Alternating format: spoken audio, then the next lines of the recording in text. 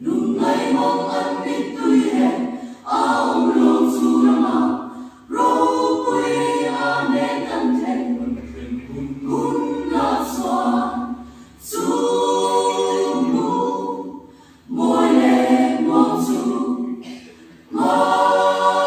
ngày nay na kha lần chu thêm mar ma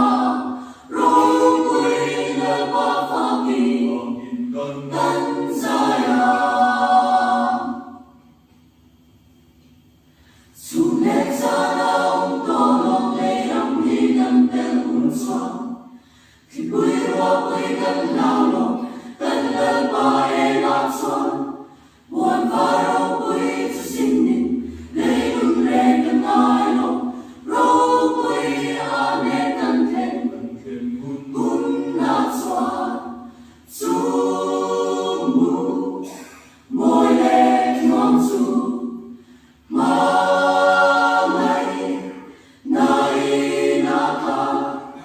lần chu thêm vạn ma rô quy lệ ba pha kỳ tân saya xin mừng hi lâu sao mình nung ngày na lâu thêm chi lần ba rong bồn là thôi hay sắp sao bông mát xe lần ba bồi say rong đua mà lần lô cùng ca chân lòng rô quy lần ba pha kỳ tân saya su